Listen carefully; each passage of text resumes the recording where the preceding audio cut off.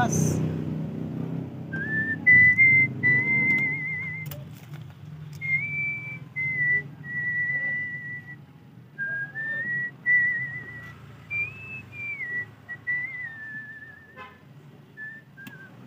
Ang tigas naman baklasin, ng sakit ng baklait.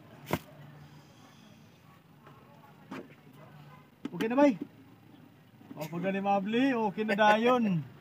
Yun lang. Meron nga akong naano doon sa ano eh, Bulacan eh. Nagbayas ng washing. Oh, Ang sira daw sabi niya, sira daw. timer. Oh. Chinik ko rin, timer nga ang sira.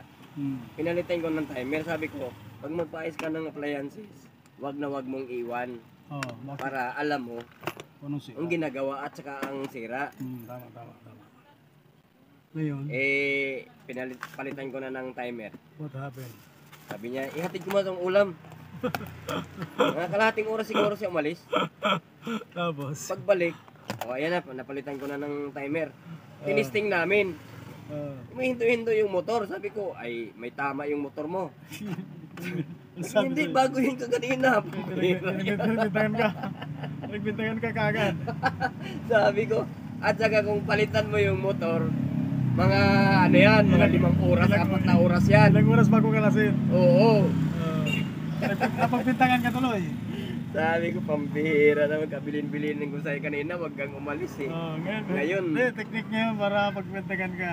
Oo. Kung ano sira dun, ano sa'yo? Ang singilan doon sa labor, pagpalit ng timer, Tigas ang 350. putik. Oo. Ang siningil ko lang sa kanya, 200 na lang. Oo. Para nga ano, Problema, sira pala ang motor. may tama yung motor, tapos hindi yan ganyan ka kanina eh. Ako, sinisi ka pa. Yun ang hindi magandang customer. Sabi ko, pambihira. Sa susunod niya, pag may magpaayos sa akin, Pag kang umalis ka mo. oo, talagang pag umalis siya, ipadala ko yung ano, Pakita mo kagad yung sira. ipadala ko yung Tulad buong nito. washing. Tulad dito, pakita ko sira o kapasitor, lumubo. Palitan natin yan, baka gwapo na. Kailan pakita mo sa customer para walang duda. Isa rin, pinagdudahan ka tuloy. Nagbintangan. Bago yung motor niya, saka ano, hindi yan ganyan ka kanina. Napagbintangan ka pa. Pera yan. Yan sinasabi ko sa'yo eh. Sana ba yung, Kinuha yung washing, ay, pinalitan ko ng buwan, sana ba yung lead tuloy? ng ano, timer. Nawala tuloy yung lead ko. Masama ang loob eh. Hindi yung mimik ko. Napagbintangan ka tuloy ah. Mayroon namang isa nagpapalit ng motor. Sinabihan ko na ano, na Kaya ako pag ano, hindi ko muna pinaalis ha. Ganito, tingnan muna natin kung ano sira ha, kasi mamaya. Para malaman mo kagad kung magkano ang abutin. Ayun, yung ginagawa. nadala ako, sabi ko. Hindi, mga makulit lang na customer mo. Gusto lang makaminos. Hindi kasi ang Anong balyo pa yan? Ba't basa ang balyo? Kalimutan ko. sira kasi ng washing, hindi mo basta-basta kalikutin yun, kagaya ng TV na Saka hindi nandiyan na basta, kaagad. hindi basta mabaklas yun. Oo. Ay, nako. Ito pa na bulsa ito. Ito pa na bulsa ko na mahulog na naman sa bulsa ko to. Ano balyo niyan? 470 microfarad, 25 volts.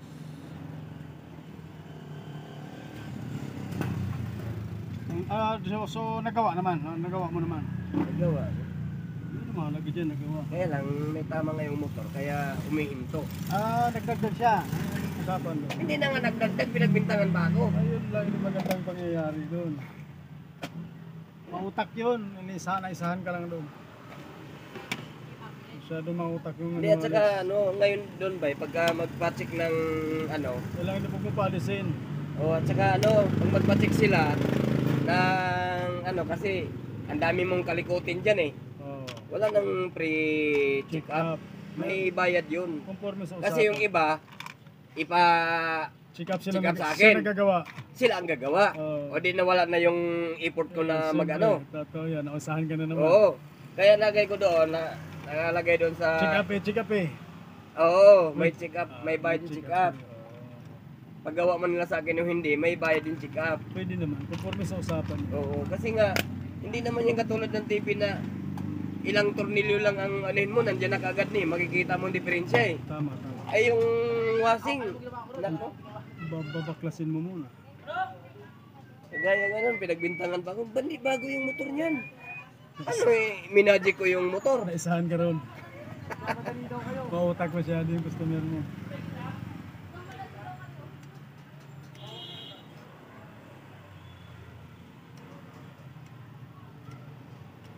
Kumbaga masyado mautak yun. Gusto makaisa, no? Eh, kain muna ako pa eh. Huwag na, wala nang kainan. Eh, ikaw, kumain ka na kung kanina eh. Oo. Sige, sige. Yun, lumayas na yung aking kaibigan, mga bro. Ginagawa natin yung TV niya. Ang problema nito ay kumikindat lang yung backlight, ay ilaw ng screen, tapos namamatay. Ilang natin na umpisahan kanina dahil nakabantay eh. Ito, lumayas na kaya lumayas na. Ito na, pwede na ako magsalita. Ay nako. Ibang brand pa naman to, Centrix, Citrix pala, akala ko Centrix. Centric na frameless na smart TV, ay Android. Ay alam ko smart, malalaman na lang natin to pag mapailaw na. Shout out pala sa inyo mga bro. Sa yung lahat, shout out. At maraming salamat sa palagi nyo suporta sa ating mga in-upload na mga video mga bro. Yan, teka lang. Sabitan muna natin ang kapasitor dahil lumubo. Sana ito na yon ang sira. Ayan, tumba na lang natin kasi malaki yung kinabit natin ng kapasitor, mahaba. Pag tinayo natin ay sasayad yung takip. Yung style niya ay nakadapa.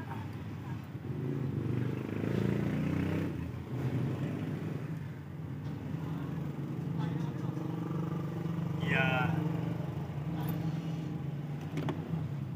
So yan, tinayo na lang natin, tinumba.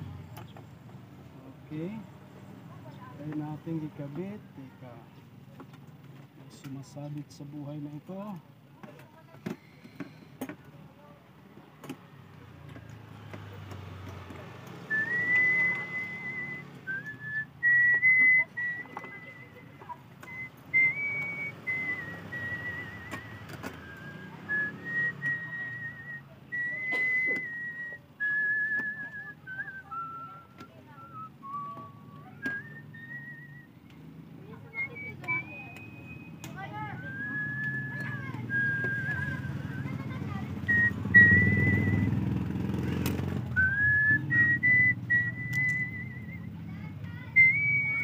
Skruhan lang natin, pati gumalaw.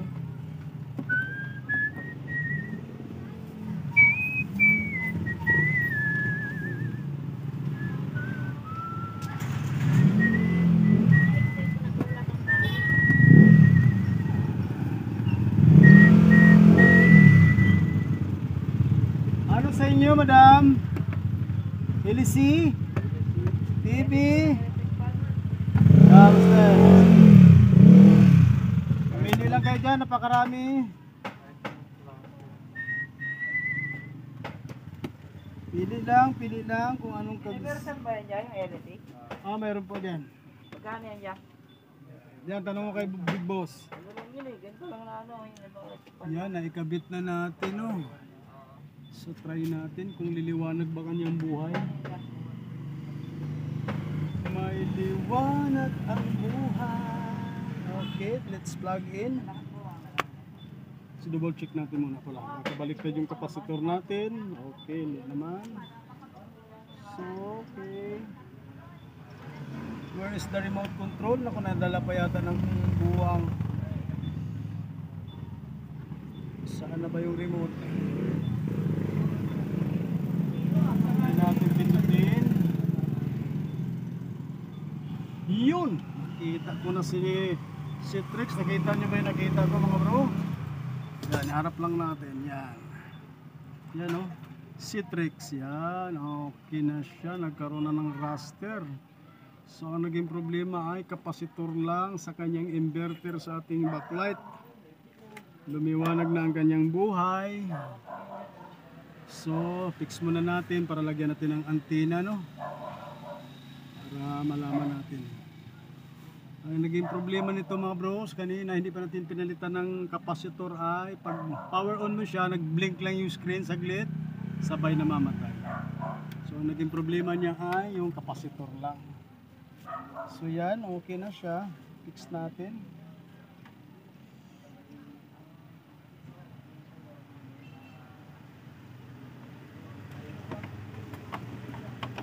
Yan.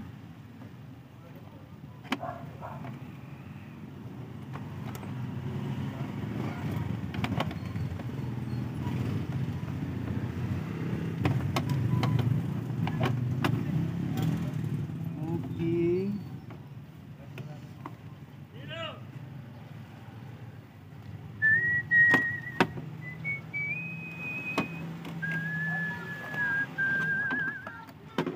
Mali pala yung ano natin sa kabila pala.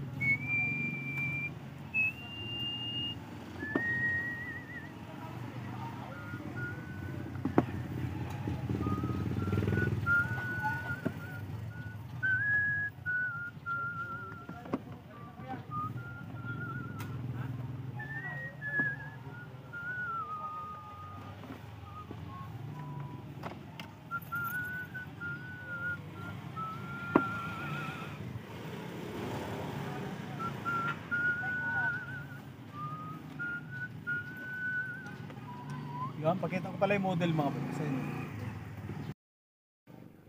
Ito pala model ng ating ginagawa na TV, no? Citrix model number, yan o. Citrix 32. Ayan pala model ng part number pala sa babaw. XPN-DS3230. Model number Citrix 32 inches LED TV. Yan lang nakalagay na model number naman. So final testing na natin. Lagyan natin antenna. Wala kasing remote. Dinala na may-ari.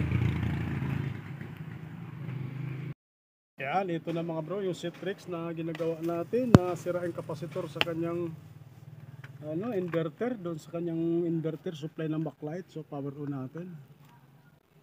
Tingnan natin kung gagana ba ito sa antena, wala kasi yung remote. Power on tayo. Ayan si Citrix. So, saan ang remote? Dala mo ba? Binigay ko sa iyo ah. Ay, iniwan mo ba? Pambihira. Saan na ba yun? Hindi ko makita eh. Forgive me, care. Ano ba talaga yun? Wala ba dyan? Buang eh. Sana ba yun? Kaya kumanin ko yun, baka nandito sa ano. Alam ko binigay ko sa iyo yun eh. Dito sa ano mo?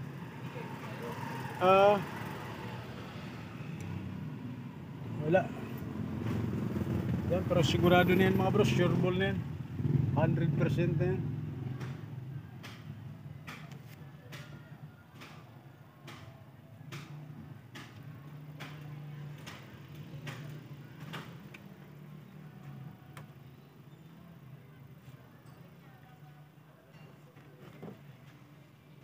nakuha ko muna, baka na po nadala yata niya. Wala dito sa akin. Tadadang, tadadadang. Wala kasing pindutan, try natin. Volume.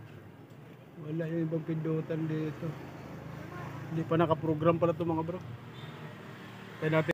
Kanila, Pogyan kulang mo, sa may vitamin mamayari yan. Ilagay ko pero sa siya, Pogi niya. May tayo. Kung mamayari, may laman yan. Mga piso. may 100% Lalim. vitamin D. Wag, may mga laman din Tibay yan. na sagad sa buto. Kaya nga tinartong ko para di mabasa. Gwapong gwapo na mga kaibigan. Sure ball na, kwarta na pod. Sige, maglagay ako doon.